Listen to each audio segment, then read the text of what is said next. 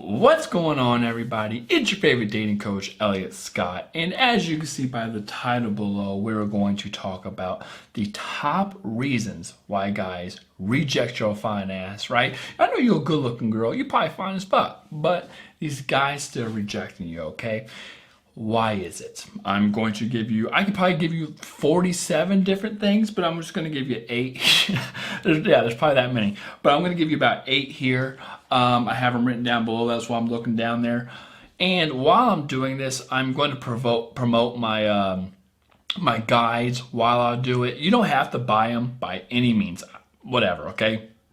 But if you're looking for something to help you, if this is your problem, or you want more insight and depth in what I'm talking about, I have guides that help with that, okay? So, before we get started, if you want, please subscribe. I'll love you forever and ever and ever and ever.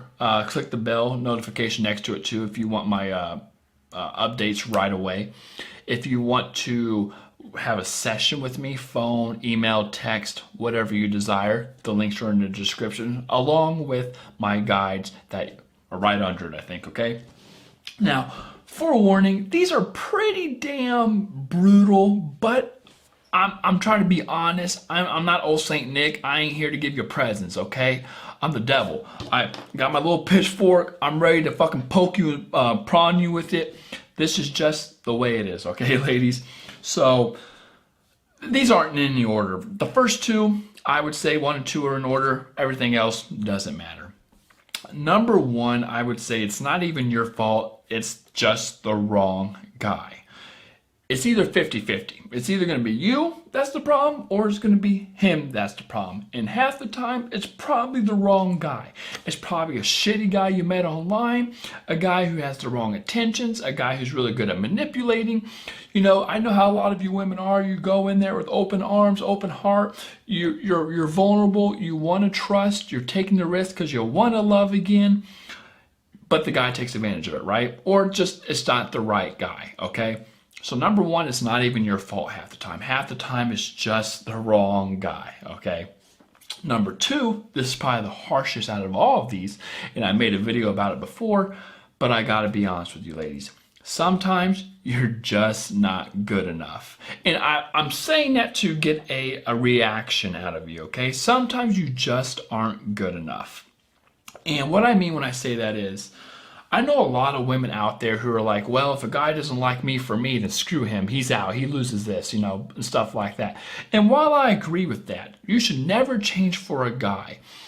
At the same time, you should always change to better yourself and change to get results. And if you're getting the same situation over and over and over again, if the problem's resurfacing over and over and over again, and the same thing is happening over and over again, where you're getting the wrong guys, they're using you, you can't get a second date, they're only wanting sex and then they leave, or you only can date a guy for 3 months and he can never come, you know, things like that. If it happens numerous times, I wouldn't say it's the guys. I would say the problem is you. And I think it's very important to change that, okay? Think of it as a brand or a product. If Apple came around and said, you know what, we're not going to update Apple or iPhone 1. We're just going to give you an iPhone 1. We're not screw 2, 5, 4, 6, 7, whatever. We're not going to give you all those. We're just going to stick with one. I don't care about the technology advances. I don't care about the feedback. I don't care about the reviews. I don't care about the customer or consumer reports. We're just going to give you an iPhone 1. If you don't like it, tough shit. If that happened, Apple would go under so fast it's not even funny. The same with you, okay? Women, if you're going to keep on going out there and trying to sell, I don't mean that in like a sexual way, but just meet a guy without changing who you are. Let's say this. Let's say you date a guy, it doesn't work out, something happens. Okay, whatever. Boo on him. If it happens again, well, okay. Same reason, right? Okay, well, this guy didn't commit either. Whatever. You go to a third guy, okay, same thing happens. Hun, you're the problem. You need to change it. And I know a lot of women who are like, well, no, it's the guy, it's the guy, it's the guy. And they keep on going from guy to guy to guy to guy to guy without changing anything. And I feel like if that's the case, that's going to be a big, big problem. Okay, so number two is sometimes you're just not good enough. If that's the case, hun, change. Not for the guy, but for yourself. Just work on bettering yourself. You have to be the best possible version of yourself in this one life, okay? So number three is you don't know how to demonstrate your values or benefits. Now, of course, the guide I would recommend with this would be my texting and, well, my value guide for sure, but then my texting guide, which help you demonstrate your value, know what the guy wants, how to get the guy to open up, build rapport, how to regain value with the guy when you lost it. This guide helps with that, okay? But a lot of women don't know how to demonstrate their value or benefits. And the reason this is really important is when you're talking to a guy, the reason a guy dates you or he picks you over other women is, I mean, think about it logically. The reason I will date you and not Sally over here or Susie is because I see a benefit with you. Yeah, you're hotter, and you know you might have put out date 3, and these ones haven't put out yet. I mean, who knows? I'm just joking, but I see benefit with you. I see long-term gains. I see the assets, okay? I see the pros. I see just the benefits of dating you long term. Let's say, for example, I want to travel and you like to travel, and let's say you have the freedom to travel and the money to travel. Awesome. I would be much more likely to date you than someone who has 3 kids. Not that there's anything wrong with a woman with kids, but if she has 3 kids, she owns a business, and she's tied down, working 50, 60 hours a week. While that's an ambitious woman and that's a great trait on its own, if it's not exactly what I'm looking for, then we have a problem. And I know a lot of women out there have a really hard time demonstrating that they're a high value woman and that they have benefits to offer. And of course, sometimes the women come off really needy or clingy when they show these benefits. Again, I have a guide that helps you with that, but I would say one of the biggest factors that women have is a guy ends up leaving them because he sees no value in them long term, okay? Now, number 4 is texting and over texting. Again, I have a guide on this. You can pre-order it. It's down below. I can get a guy to like you through text. That's all you need, okay? If you follow this guide, you'll get them falling for you. But a lot of women have a horrible, oh my God, gee willikers, who says that?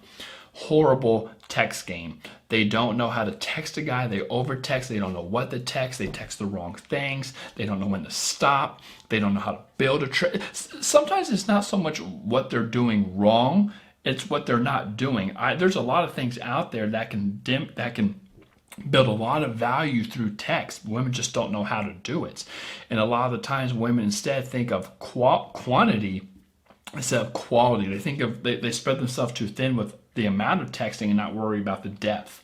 A lot of women think of, well, if the guy's texting me day after day after day and we're talking and stuff like that and he's putting forth effort, then he really likes me. And while that might be the case in the beginning, at the same time, I always say a guy always shows a lot of interest in the beginning. Women don't really know how to read a guy through text, or don't know his intentions or his mindset with texting, and they end up shooting themselves in their own foot. They become their own worst enemies, and they self-sabotage a lot of the problems through texting. Okay, so number 4 is, of course, a lot of women over text or don't know how to text, and it ends up freaking the guy out, becomes a hassle, a chore. He pulls away, moves too fast, all those kind of things. Okay. Now, number 5 is you're not scarce and you don't talk to enough men. Here's the thing, ladies. This is also for my value guide. My value guide will help you a lot with this. A lot of women do not know how to come off scarce. And if you don't come off scarce, 2 things happen. 1, you're going to put all your eggs in one basket that probably has a hole at the bottom of it. So when the guy pulls away and it doesn't work out, you're screwed. Which at the same time also, I want you to talk to a lot of men, because a lot of the times your red flags come off because you're only talking to one guy. You freak out he's not responding. You're freaking out he's not giving you the attention that he did last week, or that everything's at a decline, or maybe you're freaking out that you still see his status on or his online dating profile when you thought you two were talking, like all of these kind of things. and you put this guy on a pedestal and you have one-itis where you think this guy's a godly figure to other men, and even though you know there's other men out there who are better, a lot of women say, I don't care, I don't want those guys, I want this guy, because you have this emotional attachment to him. It's very, very, very, very important to talk to multiple men in the beginning until you both agree to be exclusive. And he actually means it, not him just saying it, but you have to look at his actions, okay? And again, scarcity does two things. It shows you're a high value woman because a lot of people want you. And if a guy likes you, if a guy gets a high value woman, he's thinking, well, I have an advantage. This is an evolutionary thing. He thinks, well, I have an advantage over all these other guys because if all these other guys want this girl and I have her, well, there must be a reason why she came to me and not these other men. It raises your status. It raises his status. It makes you look better.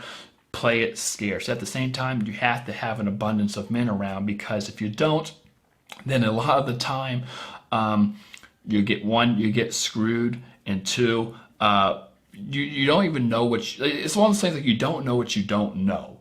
You might think the guy in front of you that you're talking to right now is a great guy, but how do you know that? Because you talk to one guy at a time. How do you know that? You only know based on what you were what you're perceived, or no, not perceived, but what is previous, like your previous relationships. If you talk to more people, obviously you're going to know more of what you want and what you don't want. And again, the most important thing, you're going to come off scarce. You have to come off scarce. It raises your value. If you don't come off scarce, a guy knows he doesn't have to commit. A guy knows he doesn't have to go anywhere. A guy knows he doesn't have to he doesn't have to take your ultimatum because you ain't going anywhere. He has you under. He's thinking, where's she gonna go? She has nobody else. She's gonna stick around and wait around. And of course, that's usually what happens. So you have to be scarce. Okay. Number 6 is, this is pretty obvious. You move way, way too fast. Now, because of this, I made a guide, or I'm making a guide. You can pre-order it again below. It's called Casual to Committed. I talk about what to do in the first 6 months of a relationship, okay? From the first date, first impression, to 6 months later. Again, you can get that below. A lot of women move way too fast, and it freaks a guy out. In fact, there was actually a study done with 250,000 men. 250,000 men. And there was a question that was asked, like, what's their biggest fear of a relationship or getting into a relationship or commitment? And they say it's to lose their freedom. Now, they don't mean that in terms of like, oh, they don't want to be tied. I mean, men don't want to be tied down and stuff like that. But they don't mean that in terms of they don't want a relationship. They just don't like losing just their freedom. They don't like, I always tell women, you need to make it like, or come off as, if he's a goat or a sheep, you need to give him a lot of land, but still have a gate on the outside, so it's like he doesn't even realize it. It's like if you were to have a big old balloon and you put the ant on a balloon. The ant will never know the shape of the balloon because it's so big. He'll just keep walking and it'll look like a straight line. Same thing's that, okay? You need to give a guy the illusion that he has space, because if you don't, you're screwed. But a lot of men fear the moving fast. It gets that serious vibe, then he freaks out, and then he backs away. I would say one of the number one reasons guys pull away, this is about rejection, but in general, one of the reasons guys pull away is because they move or the relationship moves way too fast, and it freaks the guy out. I'm telling you, it's like jumping into cold water and you get that shock. He's just like, holy shit, what the hell's happening? So slow it down, ladies. Number 7, you're not in your feminine energy. I have a guide about this below. You can pre-order it, Masculine and Feminine Energies. You have to be in your feminine energy. Listen, I'm not even talking about from a political correctness standpoint. I'm talking about from a scientific and evolutionary standpoint.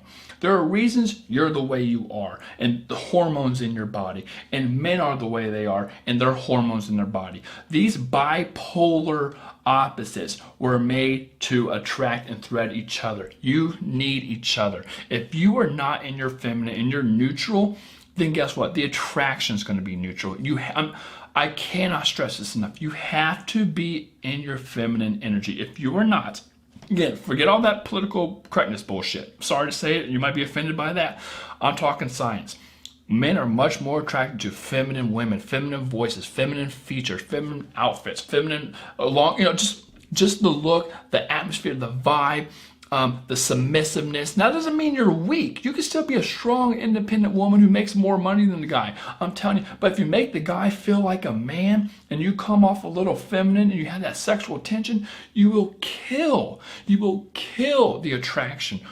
Kill in a good way, of course. You would kill it. You'd get the guy attracted to you, and he would just beg and crave to be with you. But a lot of women don't know how to. They think just because they're feminine doesn't mean that, they think they know how to give off that feminine energy. No. Just because you're a woman doesn't mean you have it. You have to know how to use it. Okay. And of course, number 8.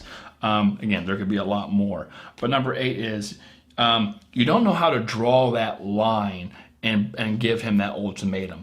Again, like I said back, which one was it? Was it number 5? Anyway, a lot of women don't know how to draw that line or give that guy that ultimatum. It's scarce. Yeah, it was scarcity. A guy's going to commit to you if he knows you're scarce, right? Because he doesn't want to lose you. But if you're not scarce, then the guy's never going to commit because he knows you're not going anywhere. This is kind of the same thing. If you don't draw that line, demand what you want, give it a timeline. And again, you don't have to force it upon the guy. Like I always say, 8 weeks in, the guy knows, okay? After 8 weeks, you should have all the information. He should have all the information. You gave him 8 weeks. Some women say in the comments that's way too long. Sometimes I agree. But I think that's enough time so the guy knows what's happening. And that's when you need to draw that line. But a lot of women are afraid of drawing that line and demanding something after that because they're afraid, well, what if the guy says no? Then what do I do? You'll leave, okay? And again, the reason you have to do this is because if you don't, there's no incentive. There's nothing rushing the guy to make a decision. He knows, well, she ain't going anywhere. She ain't demanding anything. So why would I commit? Why would I want to get with her? Why would I want to sacrifice my freedom if I'm having my cake and eat it too? So it's very, very important to know when to draw a line. Like I said, 8 weeks down the road, my casual to committed talks about this. I think my value guide talks about this too a little bit. You have to know when to draw the line. If you don't, then the guy's never going to commit. He has no reason to. He'd rather just sit back, get the benefits of dating you and talking to other women, okay? So with that, well, how long is this? A 17-minute video, damn. So with that being said, ladies, I love you. Take care. Again, if you can, please subscribe. I'll love you absolutely forever. I love you forever anyway, but I like you a little more if you subscribe, okay? So with that being said, ladies, I love you. Take care and peace.